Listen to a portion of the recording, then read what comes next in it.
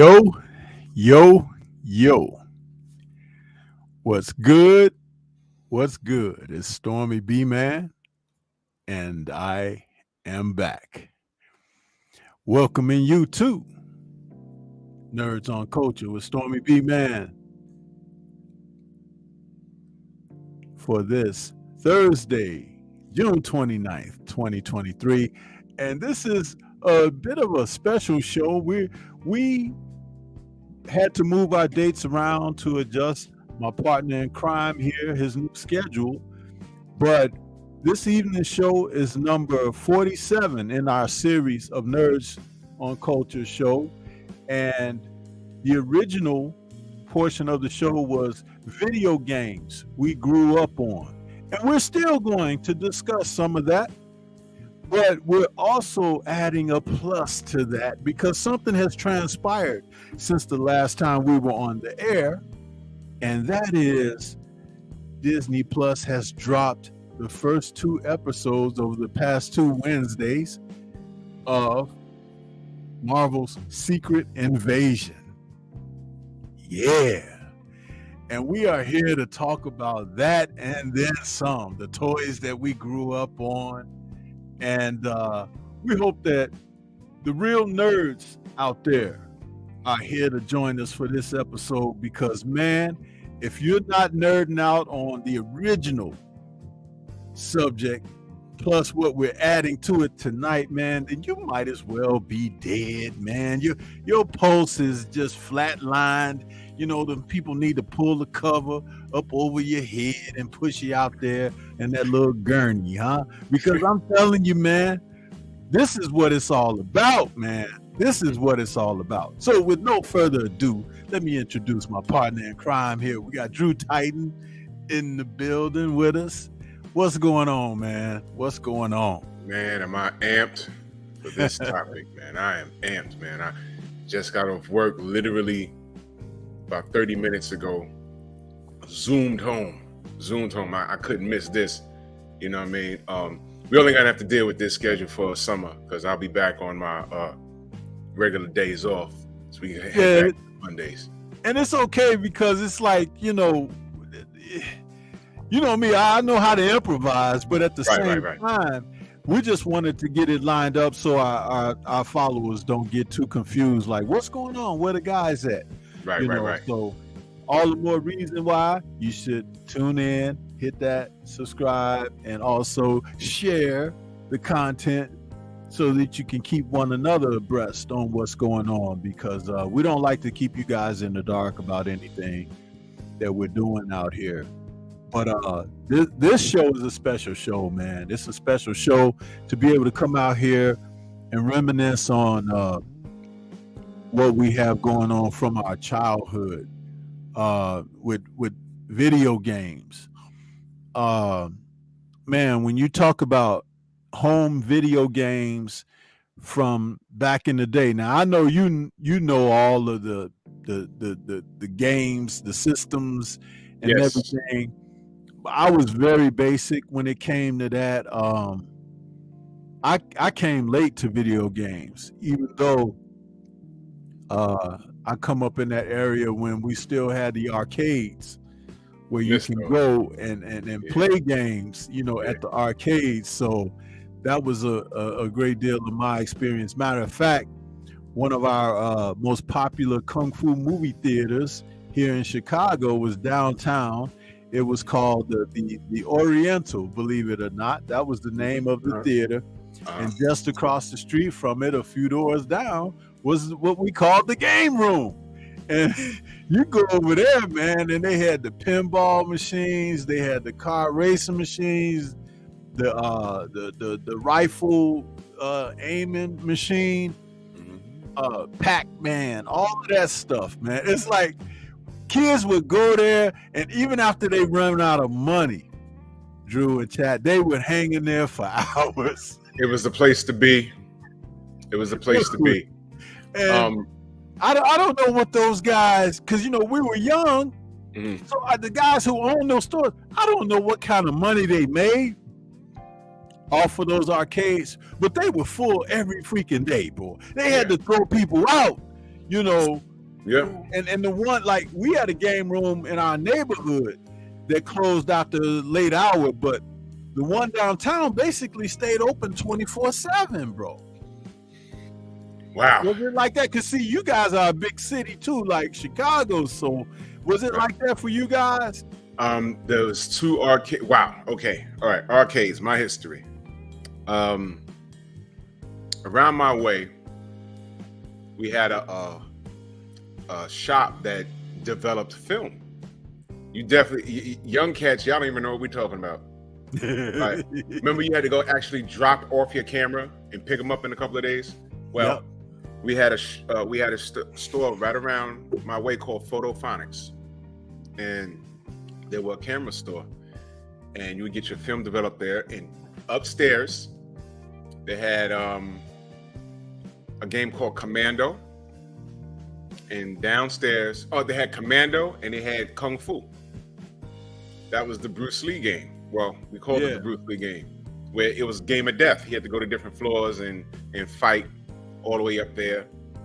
But a little before that, across there was another store called Lamston's, and they had Centipede, Defender, and Gallagher.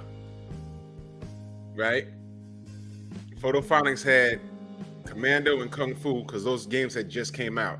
And downstairs, they had 3 pinball machines and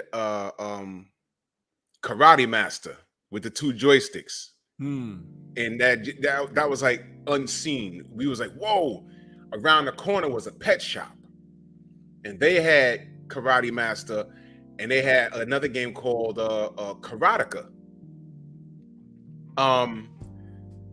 So safe to say, my allowance didn't last too long because I was running to all of those. Games. Now, here was the special part.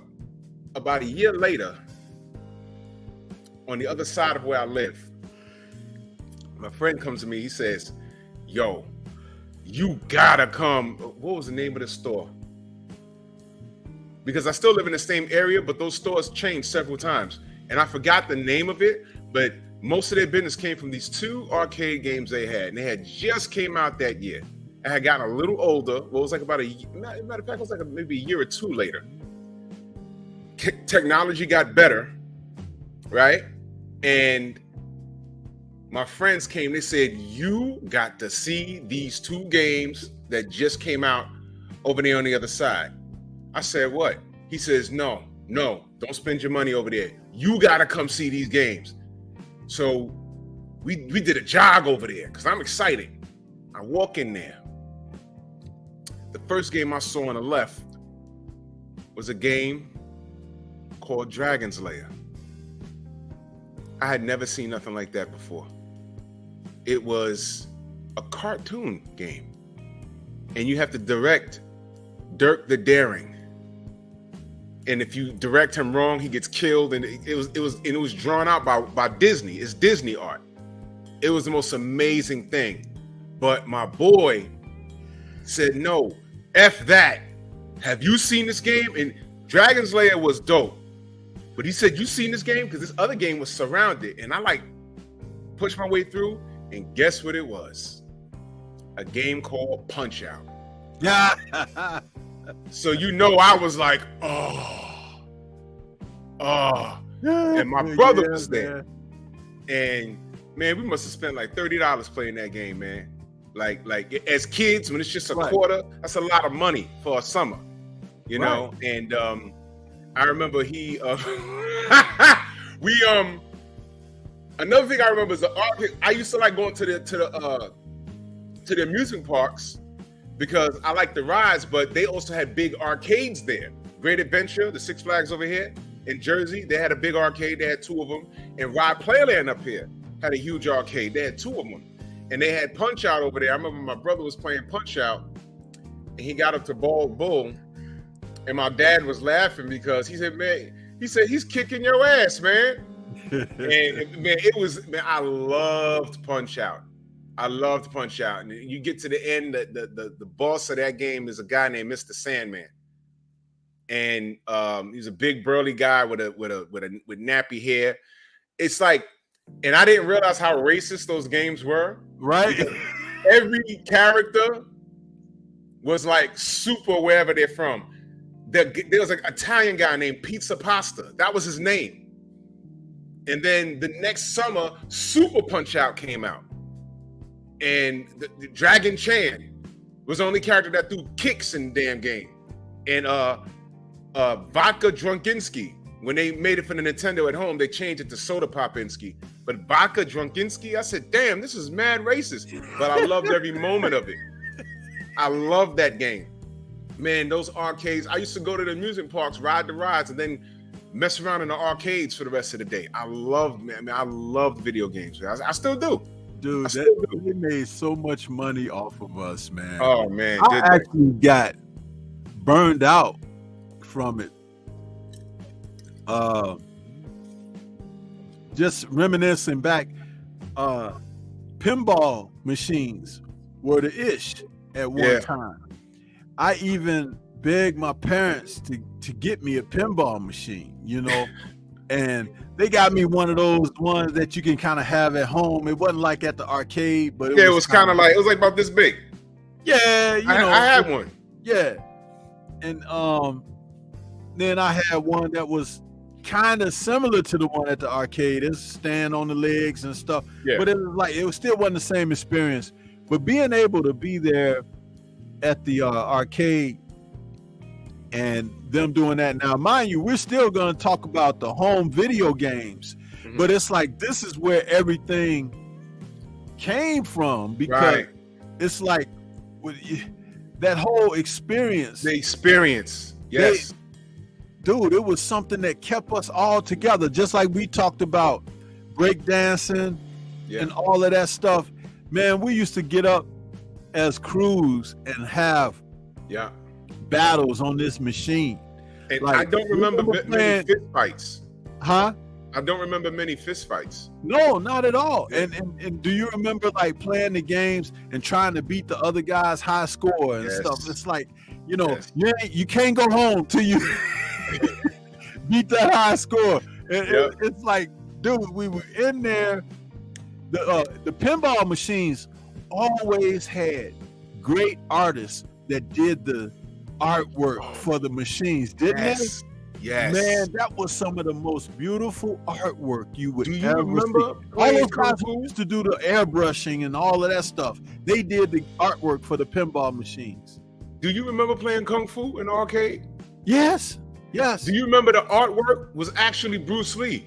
Yes. Somebody drew Bruce Lee kicking someone in the face from Enter the Dragon. Yes. I was like, man, who did this? And that was a great game, man. That was a great game. I remember every era.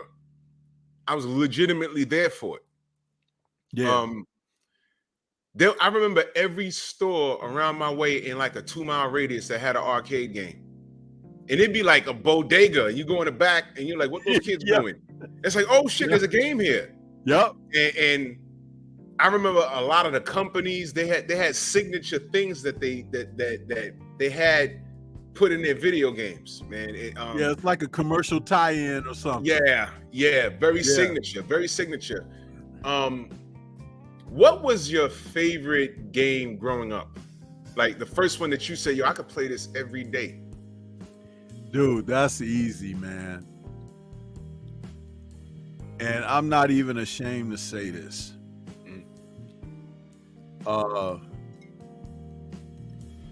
My dad was like a kid at heart.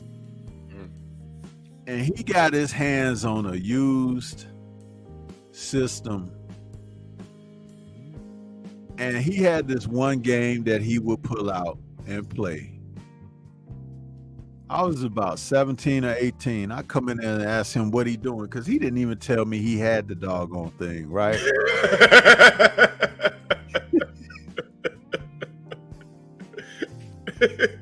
Listen, Contra. Drew and chat. I played that game one time sitting there with my dad and got hooked on that damn game. I used to play them two little brothers running around with hopping like this with them guns, man.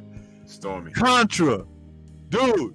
That game. If I find that game somewhere right now and somebody playing, I want to play. It's like that game. You talking about the NES version, the Nintendo version, the home. Yes. Stormy. That game, me and my best friend, that game is such an instrumental part of our childhood. You want to know how good I am at that game? Me and my boy, right? And I was just talking with him. We're almost 50 years old. We can pick the game up right now and beat it.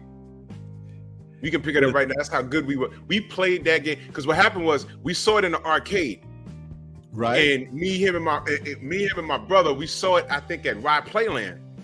We fell in love with it. We was like, man, they need to make that for the Nintendo. And like 2 years later, they made it. And he begged his mother, "Can you get me this game again?" And then one day, out of nowhere, she said, "Yeah, I got you." And he said, "Oh," he called me on the phone. He's like, "Oh man!" And on a school night, I ran out there, ran across the street, and we played it. Oh my God! And it's funny you say that because one of my favorite rappers, who's dead now, he raps over the intro beat, and he's playing. The game is playing, and you hear him rapping over the beat. Yes, it's hilarious, man. I'm gonna send you the screenshot, the screen recording. I record. It's ridiculous. But Contra, the 30-man trick, you knew that? Yes, man. Yes, man. Yeah, man. Dude. I used to play that game for hours and hours and hours. I wouldn't even go outside. Yeah, it's like people outside playing ball and stuff, man. I'm in the house on that game, and they get to that little mountain, and the things are shooting out of the rocks and stuff. Mm-hmm. It's like, now I haven't seen the game in many, many years, so I don't remember all the details of it because it's been so long ago. Mm-hmm. But my goodness, I used to play the hell out of that game, bro. And I used to like to play like when you play as a team. Yes. Yep. Oh man, it was crazy, man. And you know what was unique about it? You know what drew us to the game? One guy looked like Rambo, the other guy looked like Commando. Right. So I was like, oh man, this is dope, man. And at that time, that was the closest you would get with those two guys being in anything together. Exactly. You know? Oh man, that was great. That was one of the things, like, man. And my dad, you know, he used to always pick up stuff and find stuff, resale shops and stuff. He used to do that stuff, man. I'd be calling him Hobo Santa Claus because he'd be coming home with this stuff, man. And when we see him come in, he had a game system. I forget which one it was. Forgive me, I don't remember. But he had found one of those that had like a whole bunch of the arcade games on the system. I forget what that was called, but he had that. And dude, he would sit up and play that, right? And like I said, I go and visit him and didn't know he had it unless he had it on when I come in, and I'm like, "What's that you doing?" I'm just playing a game. I'm like, "Man, you didn't tell me you had this." And then I sit down and we start playing together, and he just be laughing, laughing at me, you know, because he been playing and practicing and all that. Be kicking my butt on these games, man. My dad was like a kid at heart, man. I swear to God. Man, bro, you said Contra, man. That got us through the 80s. But he had got it before Christmas, but we played it all the way through Christmas. And listen, it's a whole culture. It's like that whole era was very wholesome. It was very innocent, very unhealthy because our diets was crap.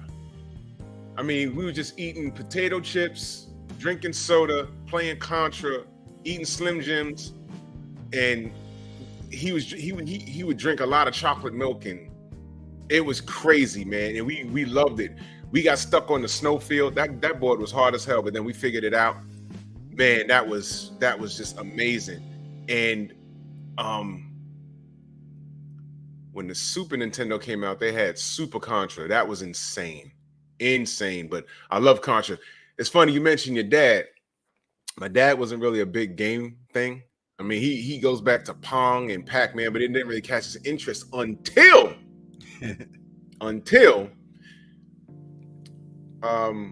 he came in the room, and my sister was in the room. My brother was doing something. My sister was doing homework, so he comes back there to help my sister with the homework.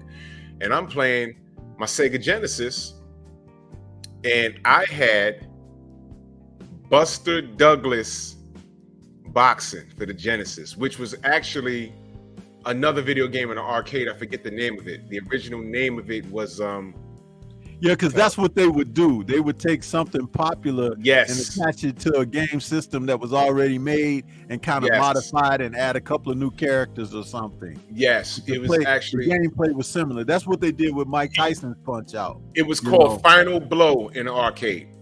It was called Final Blow. And when Buster Douglas beat Mike Tyson, they gave him a game deal, and they took Final Blow, brought it to Genesis. This was 1990. They brought it to Genesis, and they called it Buster Douglas Knockout Boxing.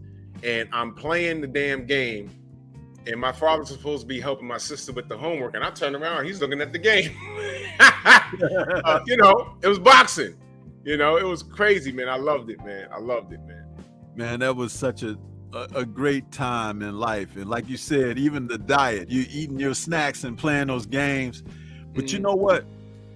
Some of our most innovative and creative artists and people came out of that era. We grew up playing these games and stuff, but some of these people went on to become. They're making the Marvel stuff and DC stuff right now.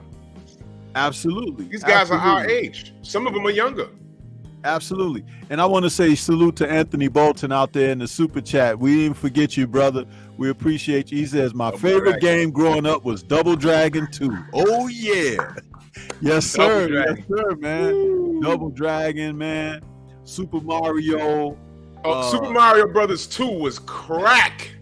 Man. I could not put that game down, man. Dude, could you ever get the Mario game song out your head? No. No.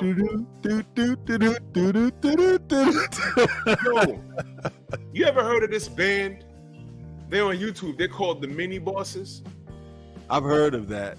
Yeah. If you can pull them up, they do the theme music to all popular games.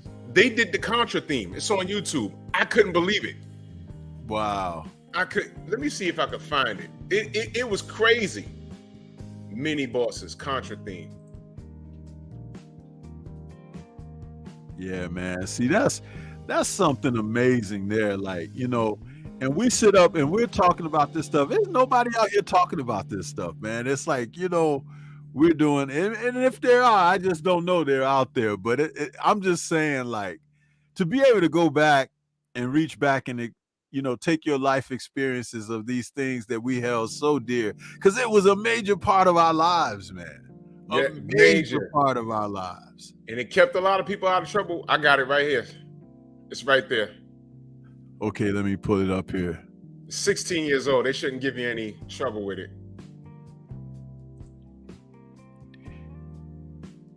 Can you put it on the, what do you call it? Let's blow the screen up? Yeah, blow the screen up. Okay. Yeah.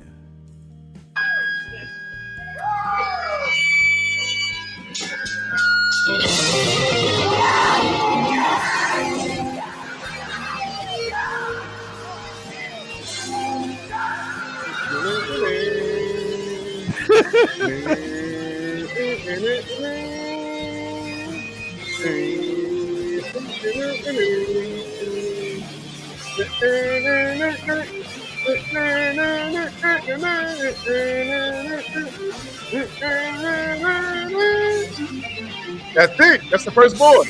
Yep.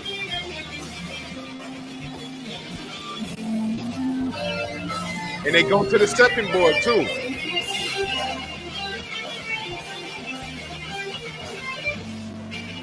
Contra, ladies and gentlemen. Classic.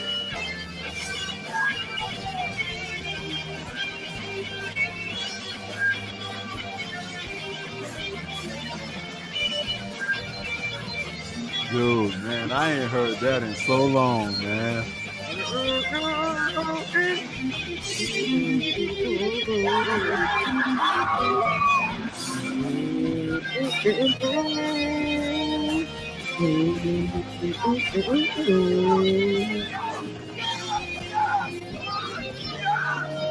You know, these white boys find any reason to party, boy. I tell you.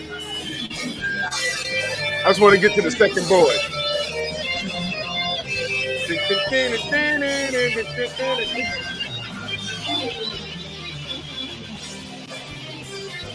I don't think they did.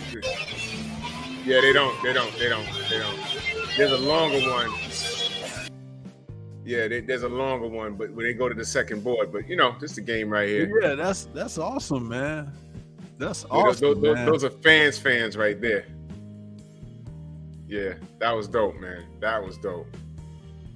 We got Joe the Beast out there in the super chat. Appreciate you, Joe the Beast says, I'm in the building late, but my faves were Streets of Rage. Yes! Oh, yeah! Yes! Contra, Super Mario Brothers, All Stars, Rival Turf, Street Fighter 2, and Ninja Turtles. Salute to all.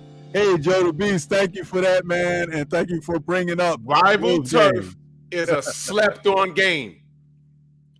Rival Turf came out for the Super Nintendo in the 90s. The box art was trash. It was one of those games that you're like, what the hell is this? You have to look at the back to see what it was. Right. It was a beat 'em up. Right. 2-player beat 'em up. And it was a long game. But it was one of those sleepers where the box art would turn you off.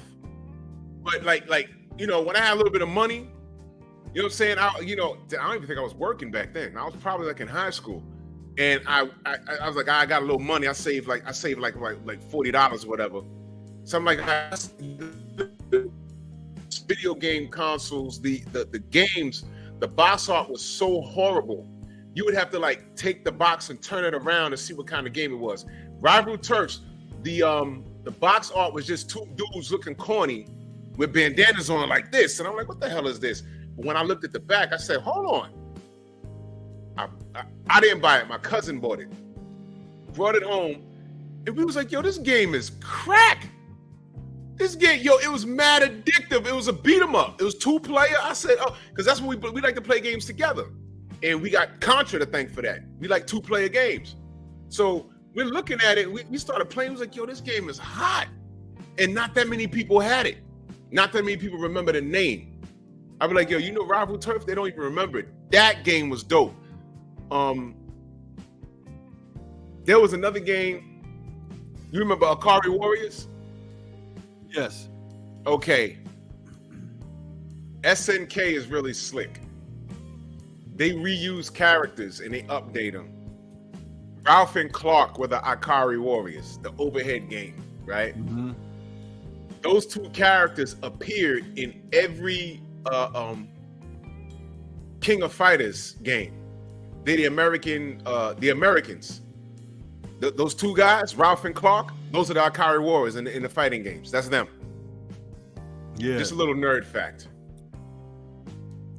Man, that's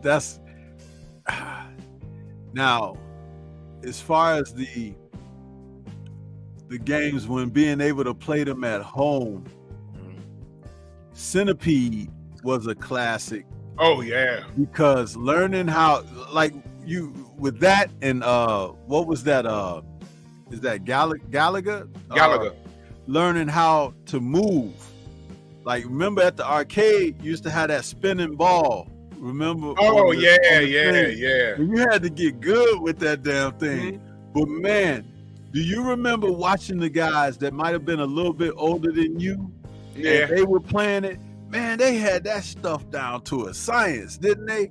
They'd be standing up there, that joystick and that spinning ball. I'm gonna tell you how far back I go. I used to be short, man. I remember playing Centipede, and my brother had to put a little stand under my feet. They had to stand for the kids because I used to have to play like this. Mm-hmm. And when he put the thing under me, I'd stand, and it was that game was hard. When we got the Atari 2600 and the home version of Centipede, they had a joystick that had the ball on it. Right. But it was still hard. That game was hard for me. Yeah. That game was hard, but it was that's fun. That's what I'm saying. It's one of those things that stood out in my memory. It's like, because it's like I had trouble, you know. I would play, but I wasn't that real good at it. But just, you know, I remember the gaming systems when they came to the homes. Atari. And yeah, the 2600 was the first one I had. Dude. ColecoVision. Then finally, we got into sports, and then Tecmo Bowl.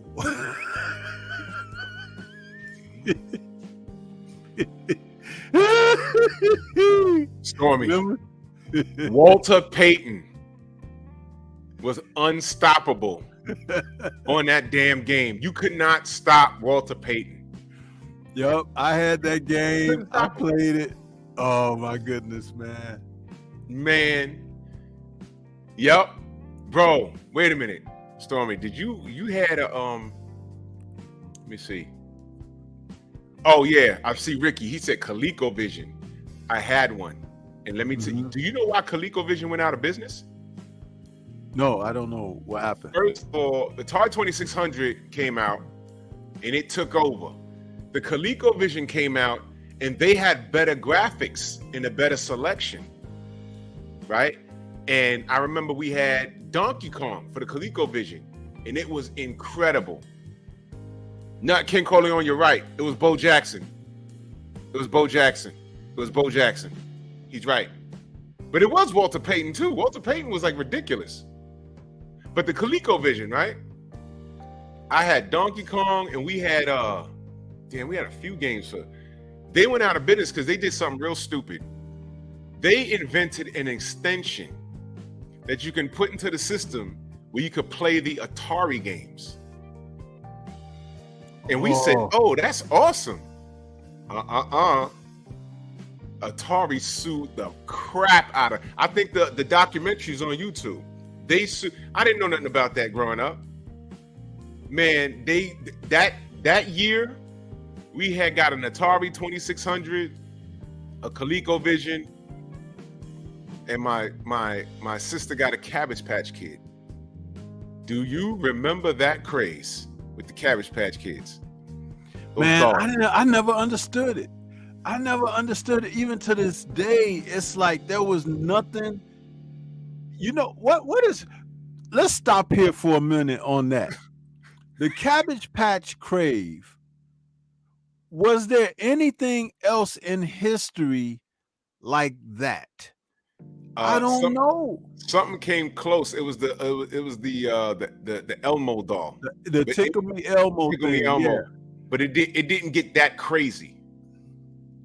It didn't get that crazy. But the Cabbage Patch that made the news, man. I mean, people were getting stomped out for those damn things. And that was in the era when that kind of stuff just didn't happen. But people were fighting in the stores over the last ones and stuff like that. It was like, this is for my daughter. My father had to go get it when he was in uniform. He had one of his drivers take, when he was on the job. I remember you telling that story. Yeah, he went armed. He went armed because it got crazy in there, but they let him in the store before the store opened. And he went in there and he picked one up and he left.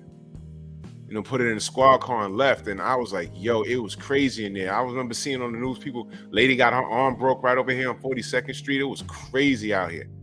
It was crazy. But my sister had one. His name was Patrick. And those things were ugly and everything. It was like creepy. It was crazy, man. I never understood that, bro. I never understood it. I was like, the little funny looking dog thing with the round head. But you know what came out of that? Freaking Chucky, man. No, I'm serious. But his movies came up out of that because it was creepy though. It was like, King Corleone, creepy dolls. It's like That's what was born of that, because it was the whole obsession. Because remember, if you go back to the first Child's Play film or whatever, that little boy was obsessing over that doggone doll. He was like, I gotta have one, I gotta have. And they brought the doll home, and the damn doll came to life on his ass. Did you see the video I put up? The short where that little boy was in the street and ran up to the truck and dude was filming it like, yo, what the hell is this? That kid looked like Chucky. Mm-hmm. I'd have sped off. Child's Play was fucking hilarious, though. Not for nothing. Child's Play was hilarious, but Garbage Pail Kids. My boy had all of them. He had all the cards. It was the most vile thing you could ever see. Man, the 80s was so dope, man. How did we survive the 80s, man? Quarter waters. Man. We got diabetes and hypertension because of the 80s alone. Potato chips, school snacks, you know what I'm saying? Now and laters and Garbage Pail Kids. And you know what I'm saying? We were just, my God. Dude, it was amazing. But to be able to, reminisce on that stuff, because if you look at how even like now with whatever, like video game or whatever, okay, fine. But everything now, people are separated. Yeah. People are divided and individualized or whatever. But then we came together. We had crews. Yeah. Remember? We had crews. And it was like, if one person had something, you shared it with your boys. It's like, we always had a friend, like you mentioned. You had a friend who might get the game first. Yep. Or have the upgraded system first. And we were always all invited over to their house, and that's what we would pile up in there. And we, like you say, chips, cookies, donuts, and stuff. We'd be sitting up in there, man. The only thing the moms will tell you, don't take your shoes off in my house, because you have your house smelling like corn chips. It's like you go over there. Because there was always a nigga that didn't wash his feet. I'm sorry. I'm just but anyway. But yeah, we would do that, man. Growing up, dude, that was what it was all about, man. Yeah, man. That was what it was all about. It was fun. I remember every weekend, every Saturday, we connect at somebody's house playing video games and eating bad.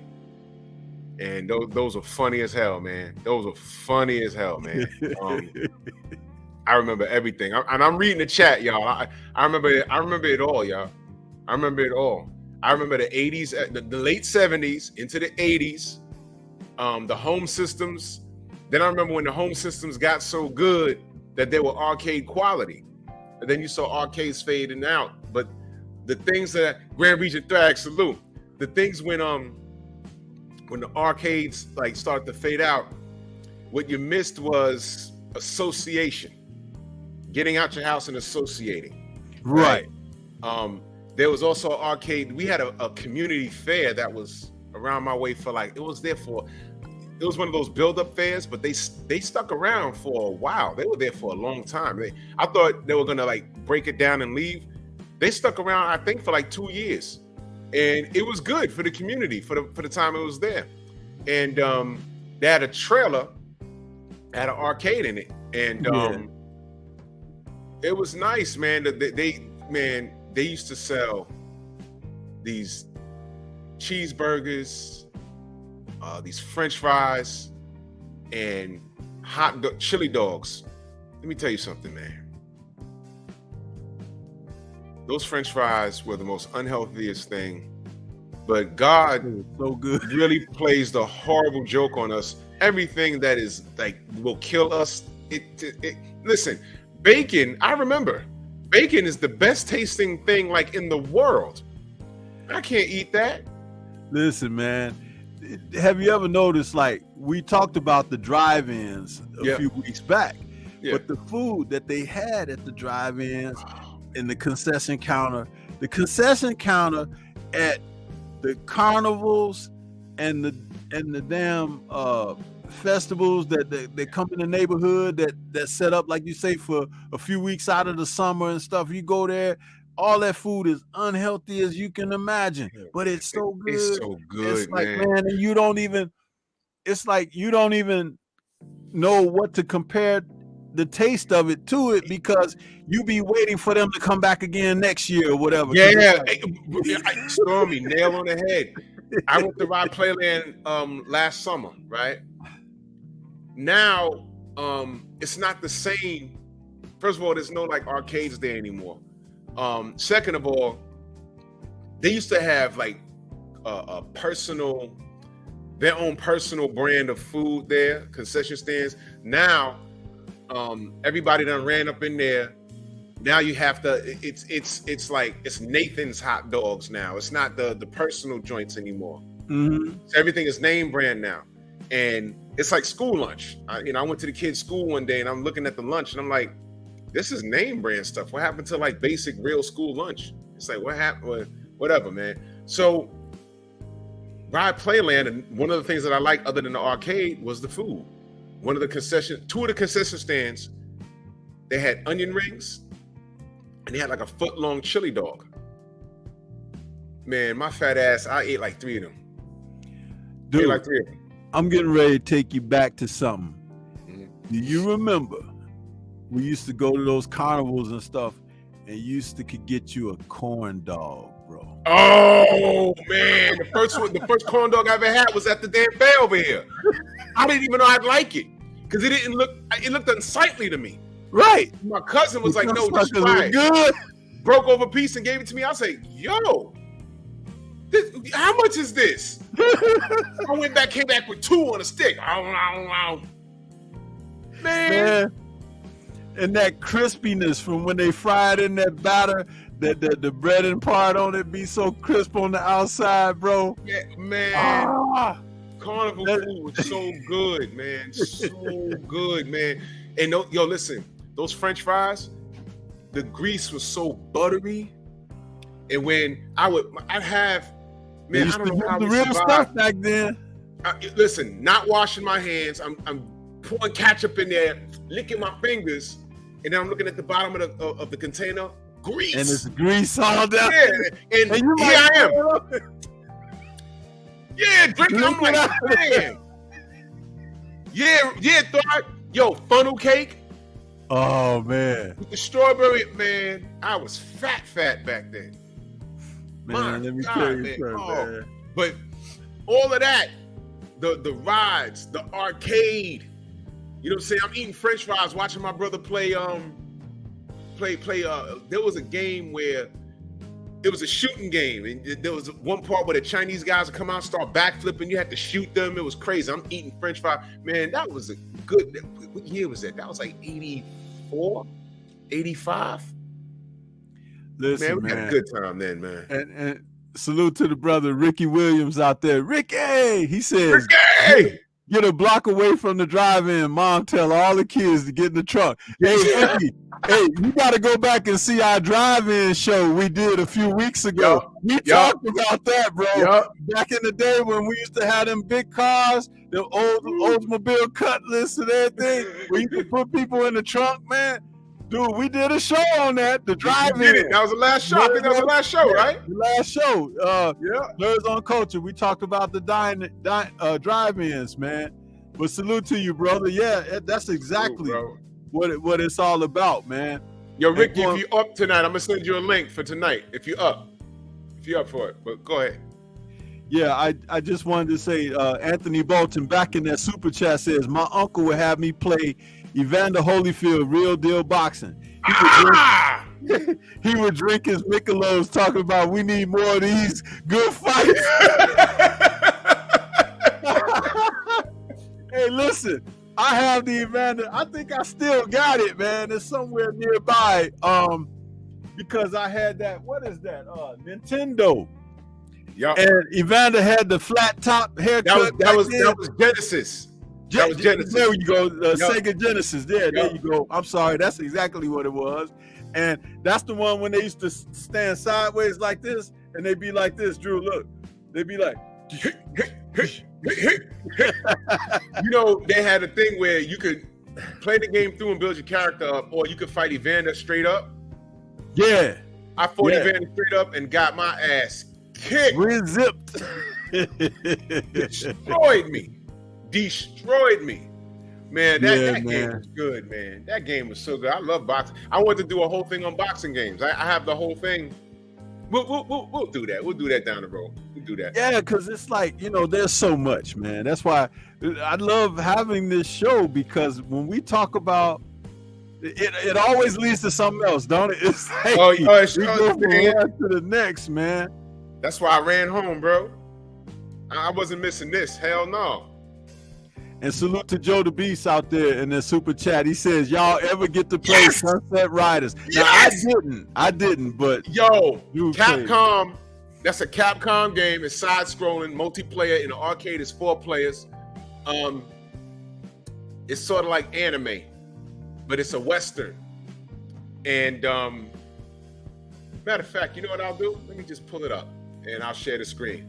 Sunset. You're gonna like this game. Sunset Riders Arcade, Sunset Riders SNES. It came out for the home version. Let's go to the arcade version.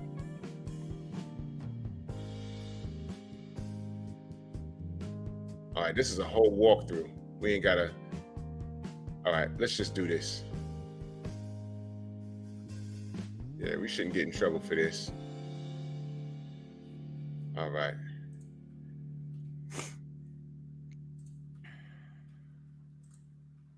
Let me share this. Sunset Riders, man. I love this game, man. All right. Got it up? Yes, sir. Yes, sir. Fair use. Fair use, y'all. Fair use. Oh, man.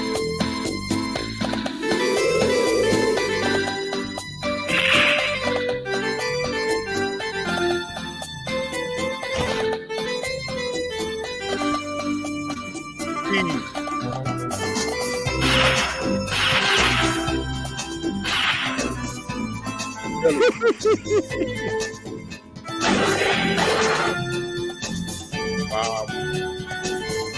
And the Mexican. Hermano.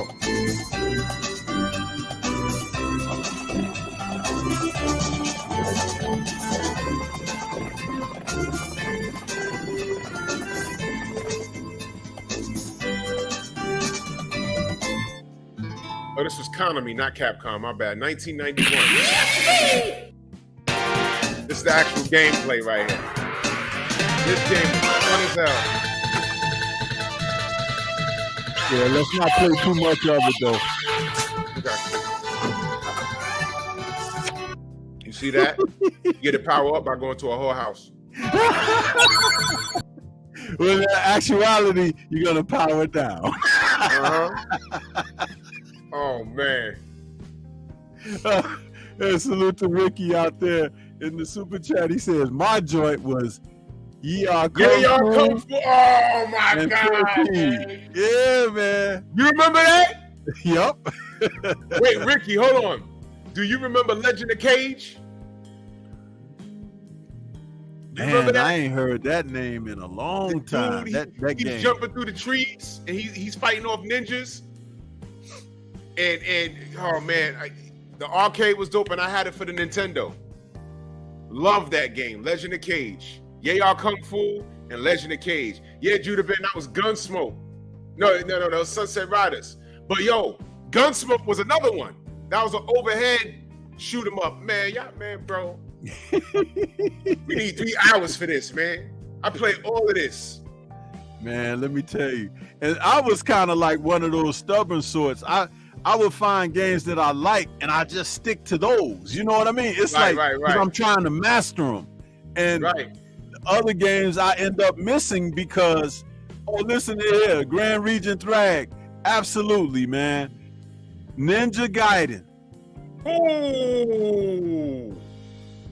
Ninja Gaiden. Yo, listen.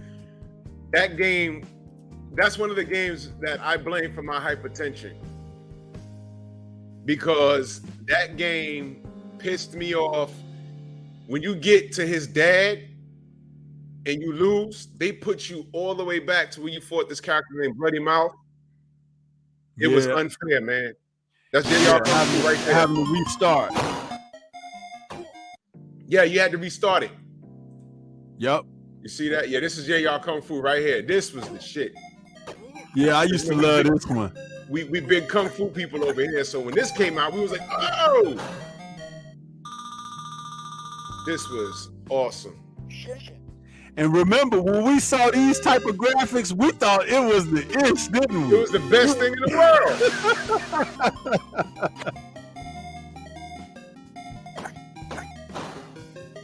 The jump, oh man, this was so fun, man. Had to kick her ass. Legend of, oops.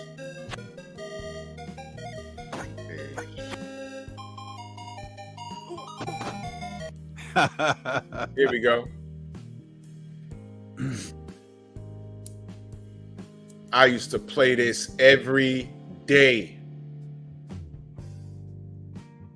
Jumping through the trees, looking like a character from Crouching Tiger before Crouching Tiger. Before Crouching Tiger, exactly. Looking like a character from Golden Harvest. Salute to 225 Boxing Talk out there. He says, salute Stormy, keep doing your thing, OJ Sensei. Appreciate you, man. Appreciate you, 225. Salute. Oh man, this was so fun, man. Oh man, yeah, bro. Oh man, this was the game right here. Yep.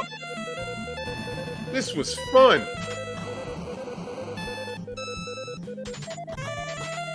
Oh man, I love it. I love it. I love it. I love it. I love it. You had this little dude with the hat that used to throw stuff at you. Yeah. Oh man. Oh man. Dude, where did our childhood go? Yeah, man. This right here, this is why I ain't getting no trouble in the street, man. For real, man. The Grand Regent Thrag, look what he said. He said the Teenage Mutant Ninja Turtle game with the 16-bit graphics, that game, I spent $10 on that game in one sitting. That game was fun. Mm-hmm. Mutant Ninja Turtle game.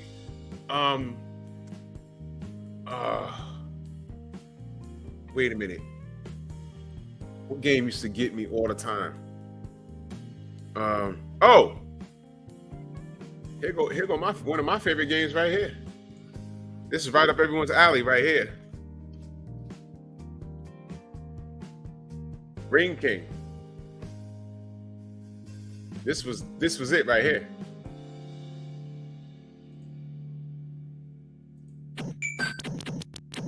Come on, man. This was it right here. Knockout. Now, the NES version, Stormy, the NES version had the biggest pause moment in the history of all video games. You know what I'm talking about? You have to refresh my memory. I'm gonna show you. Wait, this is the uppercut from hell right here.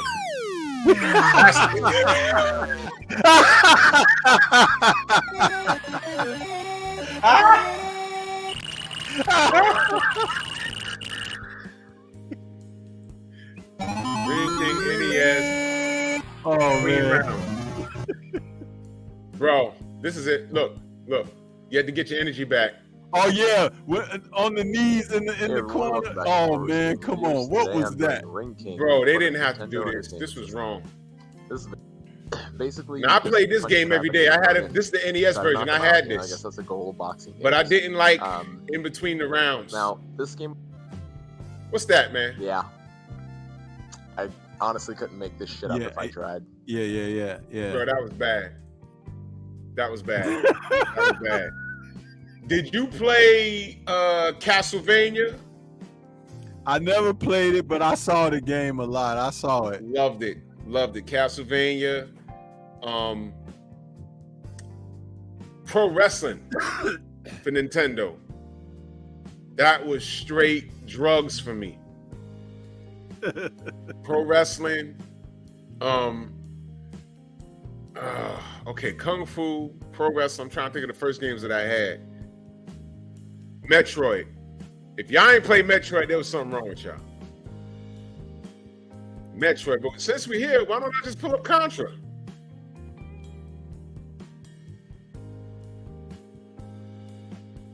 Contra, it's the arcade right here.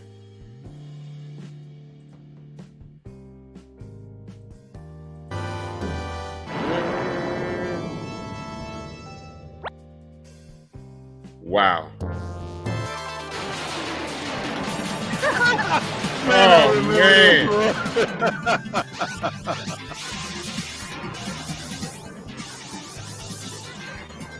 They don't get any better than this, man.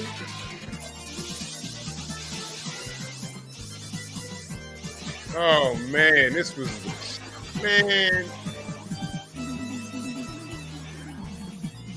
I got a, you know what I got in the closet right now, Stormy? I got, my brother bought me a Genesis, but it got several games on it. Yeah. I never opened it. It's right there it has like 12 games on it. Well, I'm going to tell you this as a bit of advice. Don't open it anytime soon, because everything else you're doing is going to stop. Nigga be like, yo, Drew, you ain't been live in like a week. You gonna be on that damn I'm gonna get on here, I'm gonna have a long beard, I'm gonna be like, yeah. No, that's what my dad did. I'm telling you, man. I'm telling you. Wait till you go on vacation or something, to man. do that, yeah, man. Oh, if you man. do, I'm saying everything else you do is gonna stop, down. man. You know, I I ain't remember lying.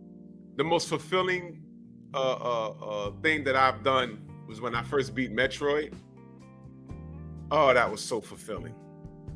That was so fulfilling. Because that was a long ass game, and that was the first game that you had a code. Where you had to like get to the end.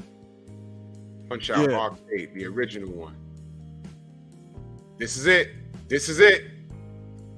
This is it. Bro. No. Glass Joe. Ladies and gentlemen, Glass Joe. Ladies and gentlemen. This was state of the art when this came out. Look at that. We had never seen nothing like this. Right? Body blow, body blow, body blow, body blow, body blow. Piston Hurricane is the second guy. And you know what I realized? Uppercut. The second guy that you fight after Glass Joe's Piston Hurricane, he's black. Body blow. Uppercut. But I think he's Cuban. 7, 8, 9, 10. I think he's Cuban. Great fighting, your up-and-coming boxer. Piston Hurricane. Where's he from? It said where he was from. So at some point. Body blow, body blow, body Yeah, you wanna know blow, something body funny? blow, body blow, You know why we body was laughing blow. at this? Knock him out. This looked like my pops. Uppercut. Right. Body blow, body blow. Knocks him out. Great fighting, your Right here. boxer. This looks like a certain guy that we used to be cool with actually. Ladies and gentlemen, in the red corner, Bull. Boom, boom. Right. Body blow, I'll body blow, kill you. body blow, body blow, body Oh blow, man, I missed body this blow. game, man. Right. Body blow. Oh man, Right. this game was crack, man. I love it. Come on, come on. The uppercut. Knock him out. Yeah. 1, 2. Man, see, I could literally watch this all day. Literally. Yeah. But man, we're gonna have to return. Excuse me. Yeah. We're gonna have to return to the toys.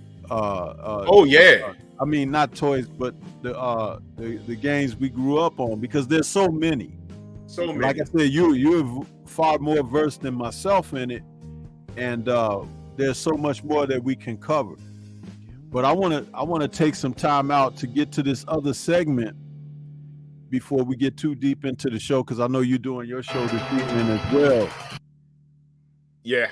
But I'm sorry, yeah. This was the last one. This was Pit Fighter. I love this. This was another thing, state of the art. Southside Gym. You remember this? yeah, I remember this. They started adding the people in there. Yeah. This guy used to be like, homeboy. Where's it go? He's talking slang.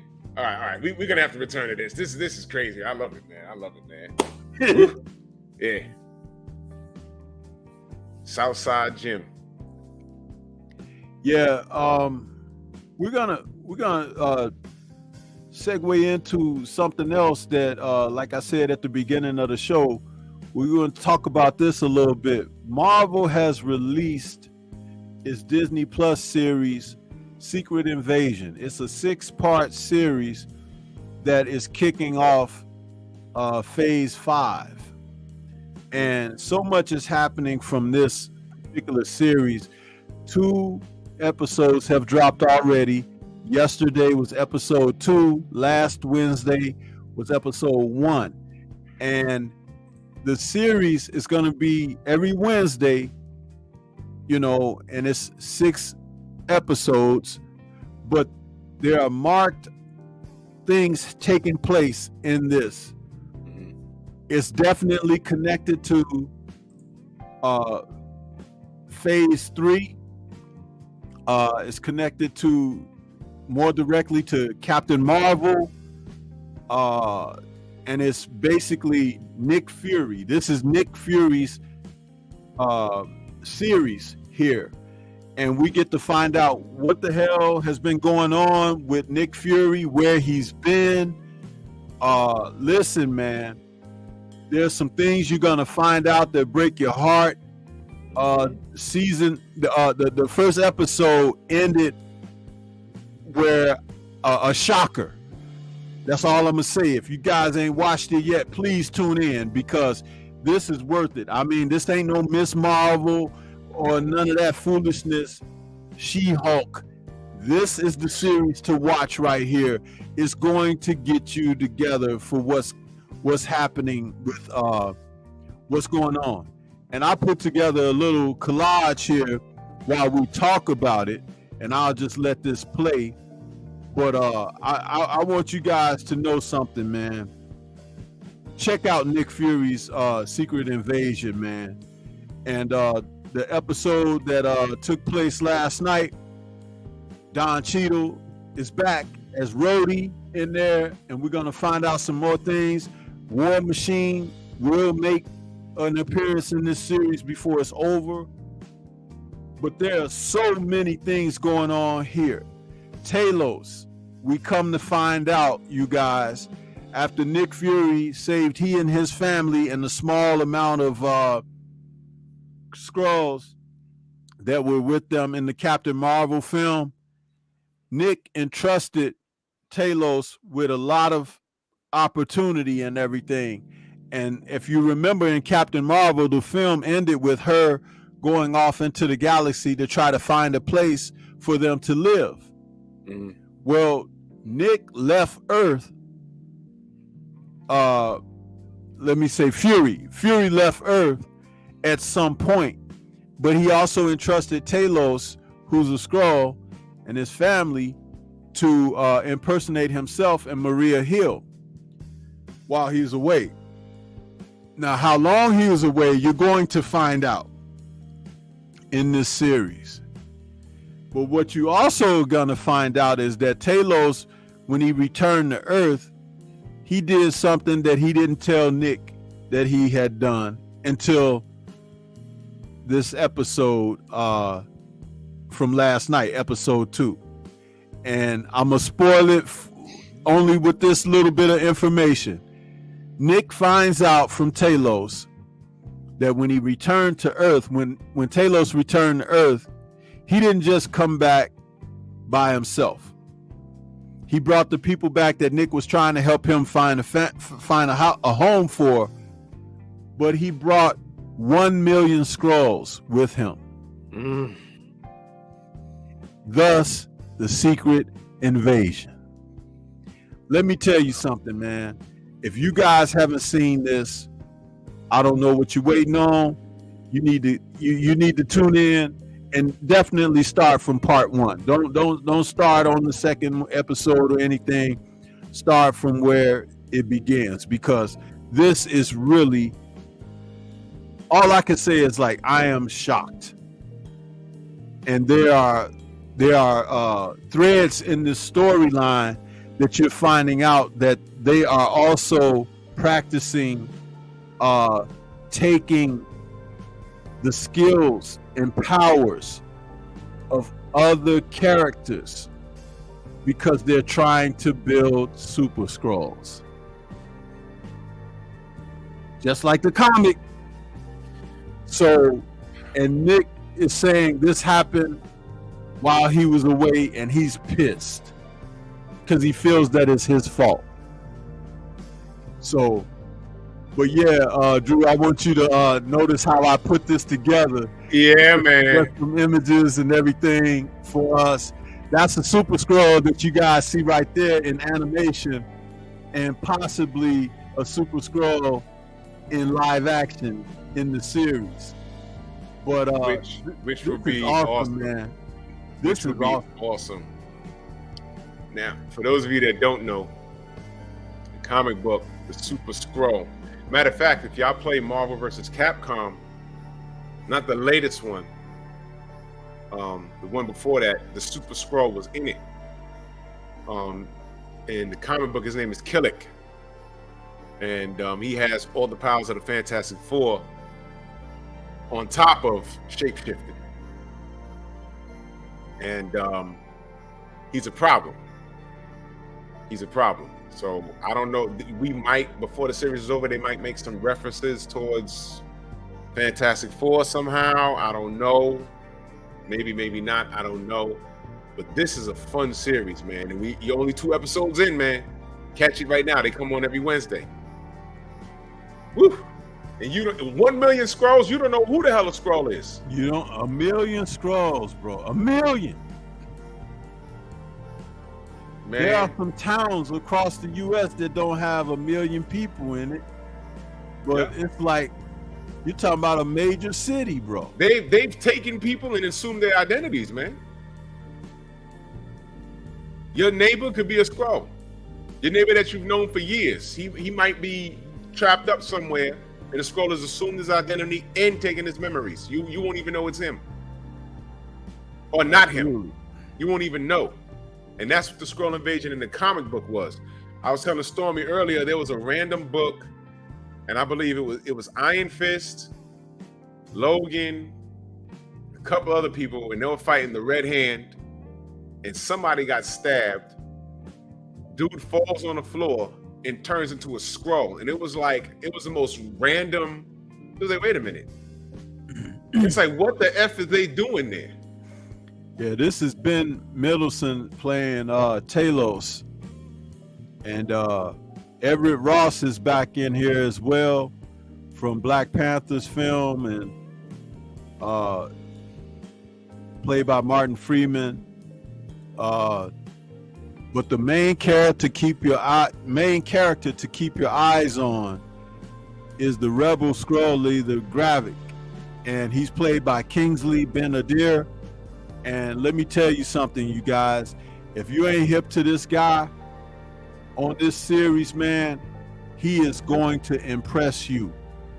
There's something seriously going on with this guy. He's got some issues, and he may ultimately end up becoming the, if not one of, the Super Skrulls. But I'm just here to tell you, he's something else, man. Keep your eyes peeled for this guy.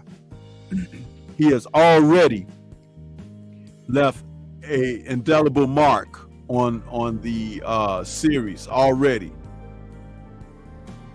Yeah, this guy's it. I'm thinking about the comic book.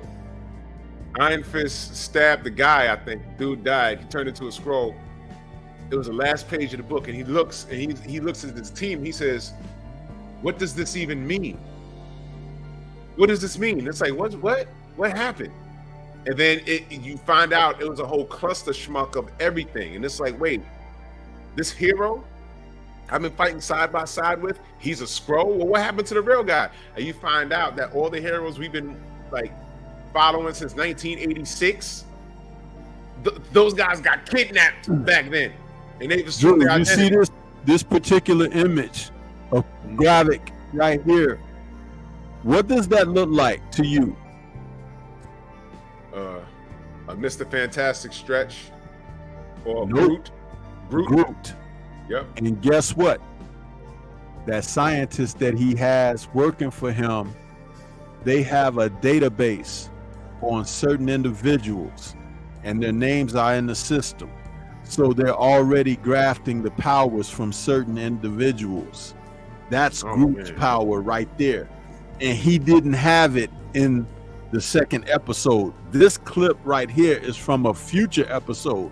I'm not trying to say it's going to be the next one, part 3, maybe part 4 or whatever.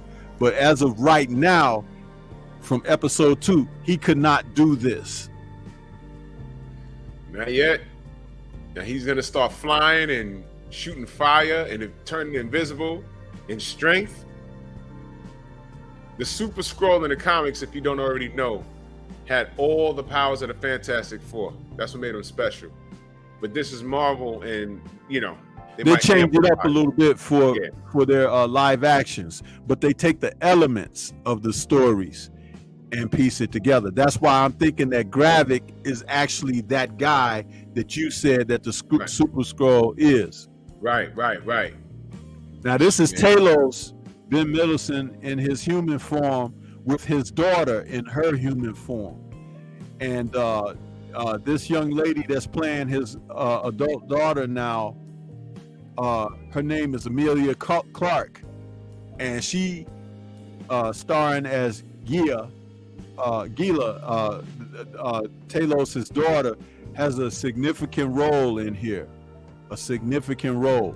You kind of see her rolling with Gravik, but you don't know if she's really with Fury or Gravik. But you're gonna find out as the series plays out. But she's the one that stumbled upon the fact that Gravik has got certain characters in a database where they've already taken their skill sets, and they're trying to harvest them to turn people into Super Skrulls. They've already built the machine and everything.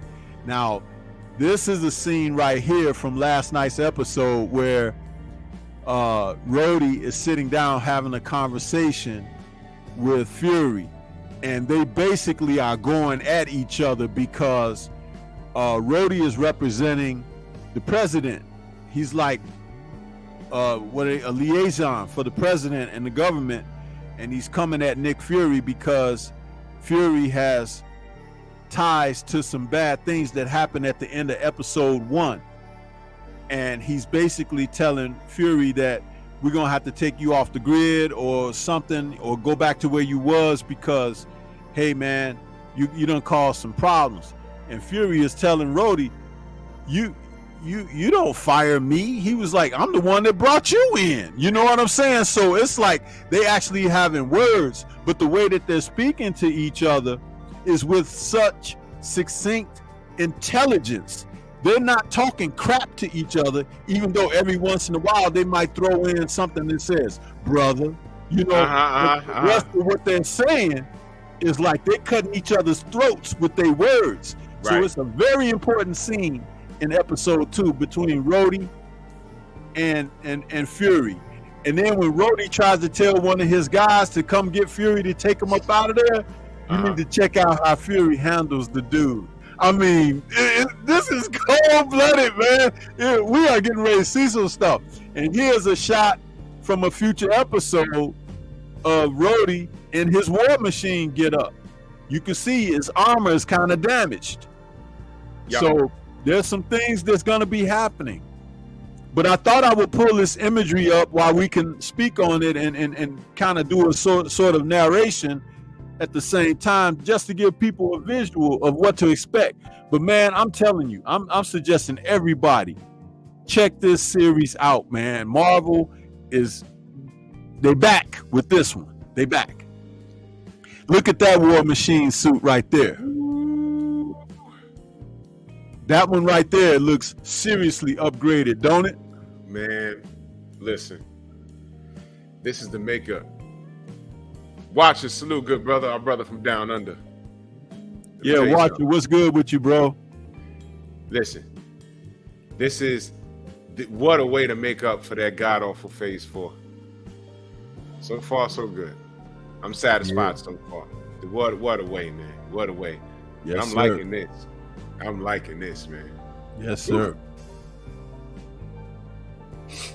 I sat there last night. I'm looking at things like, what?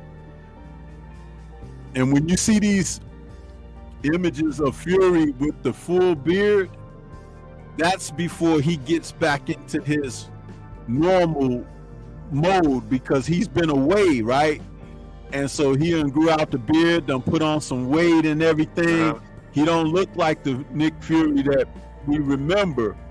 But by the end of this series, he gets back to the eye patch and everything, and cuts that beard off and just wears his normal goatee, because when he said, he was like, "This is my fight. This is my war." Hey, he's taking it to the max, man.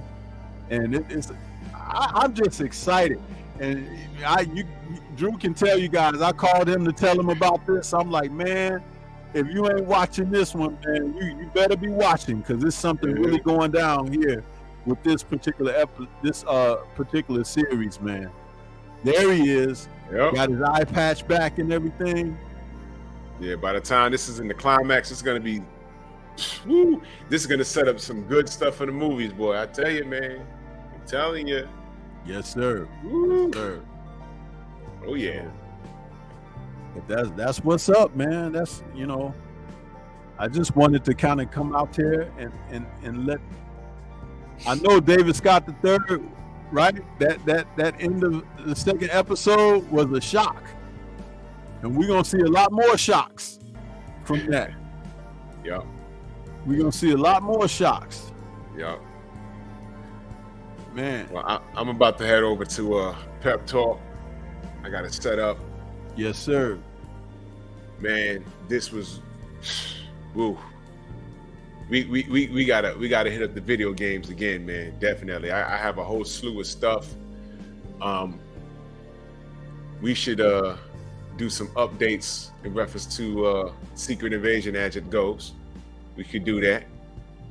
And because this series right here is about to be, it's about to exceed expectations, man. But this is a great show, Stormy, as usual. This is dope.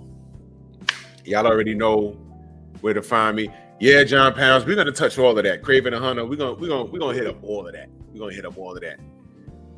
Yes, sir. But another dope show, Stormy, man.